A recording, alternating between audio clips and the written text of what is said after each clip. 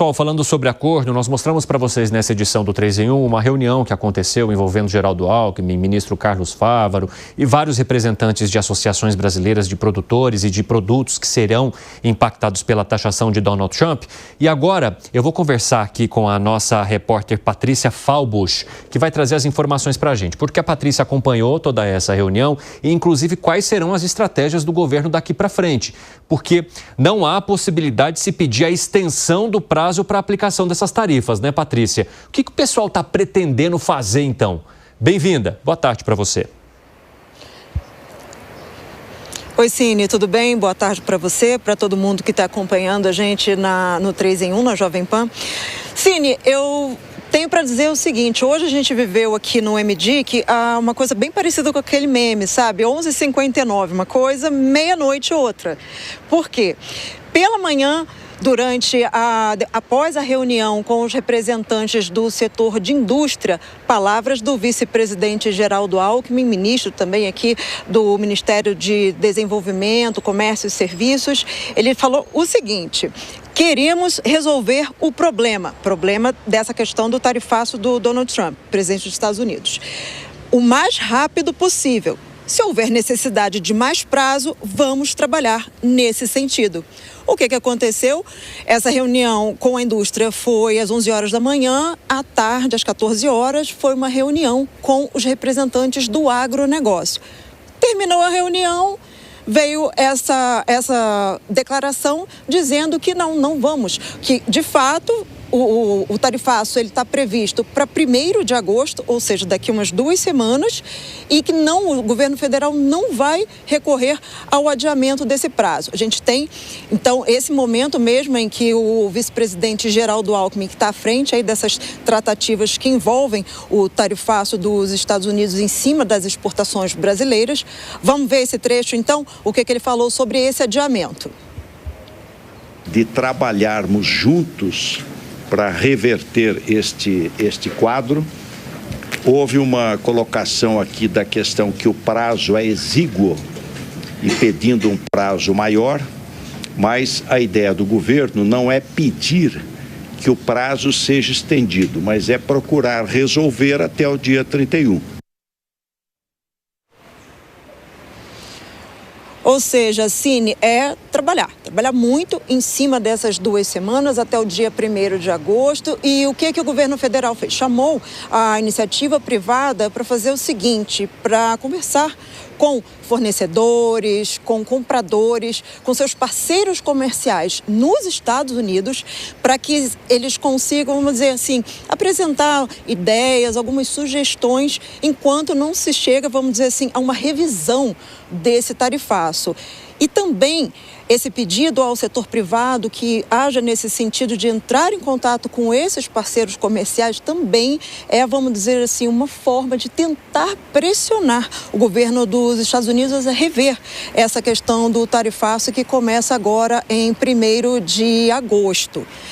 O agronegócio, só para eu concluir aqui a minha participação, Cine, ele é um setor muito importante e muito sensível também aqui do Brasil, porque impacta diretamente na balança comercial, nas exportações e tendo problemas em cima das atividades do agronegócio, acaba fazendo o quê? Acaba impactando no preço dos produtos, enfim, tanto aqui dentro do Brasil, como também os produtos para os Estados Unidos, que consomem produtos do agronegócio do Brasil, como café, como suco de laranja, como a gente já citou anteriormente. Cine, devolvo para você.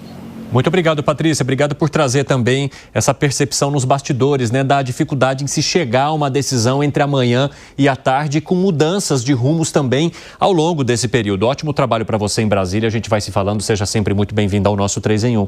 Alan Gani, é normal, digamos, esperar que não haja muita diretriz relacionada a esse tema, exatamente porque tudo é tão novo. Sim.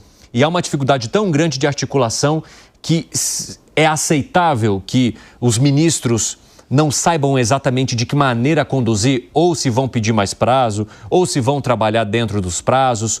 Como é que você avalia? É muito difícil, até porque a gente não está acostumado com esse tipo de embate com os Estados Unidos. É muito diferente do caso do México, da Índia, que eles têm canais abertos em Washington, eles têm think tanks, né, que são centros de pesquisa para lançar estudos e que vão ao encontro dos seus interesses nacionais.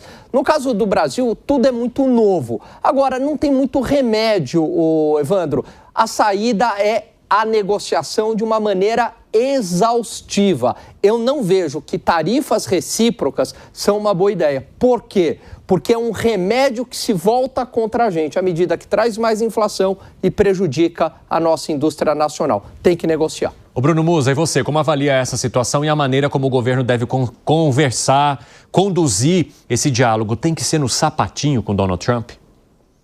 Sem dúvida nenhuma, até porque, concordando ou não com as tarifas, eu já falei que filosoficamente eu me oponho a elas, eu acho que é uma desvantagem para todos os lados, inclusive para os Estados Unidos, mas nesse ponto eu acho que a gente tem que entender as nossas fragilidades e temos que assumir que do outro lado tem alguém que é muito mais forte e que nós dependemos dos produtos deles muito mais do que eles dependem do Brasil. Portanto, nós temos muito mais a perder. Esses números já ficaram públicos, mas do que nós exportamos, uma grande parte vai para os Estados Unidos, 12% mais ou menos.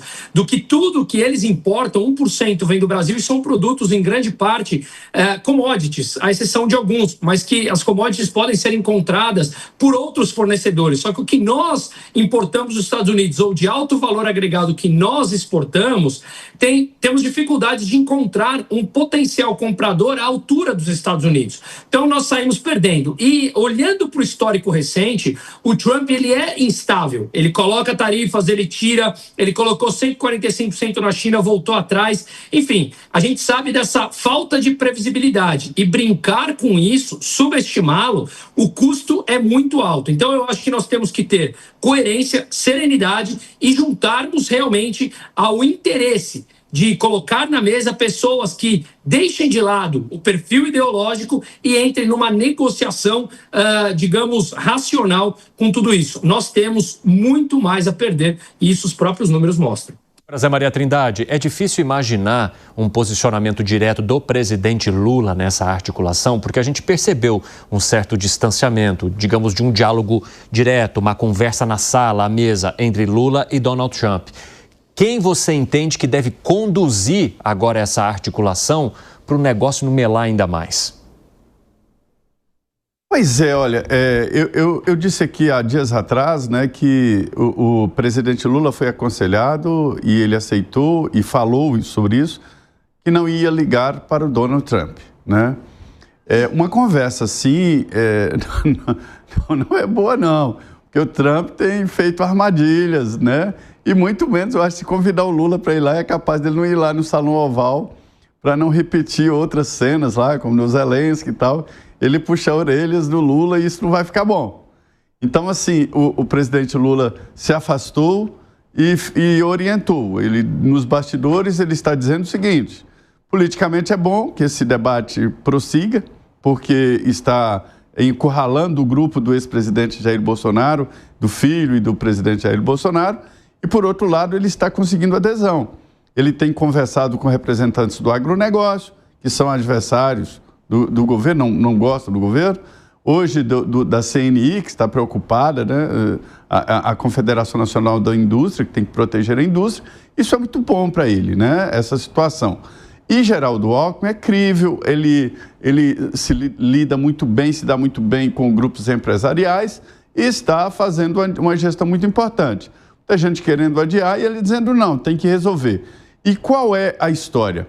Primeiro, o Senado Federal já definiu, vai mandar um grupo a Washington e mostrar tecnicamente qual é a situação do Brasil e o que pode ser feito, né? Mas isso tecnicamente não diretamente ao presidente, mas a interlocutores do presidente. E o governo está deixando a coisa andar, né? Sem um posicionamento forte, mas também sem aliviar. E veja bem que o senador Mourão e outros senadores, até de direita, estão batendo forte nessa possibilidade do Donald Trump intervir de uma forma tão forte aqui no Brasil e no judiciário. Então, o presidente Lula está jogando politicamente com a história.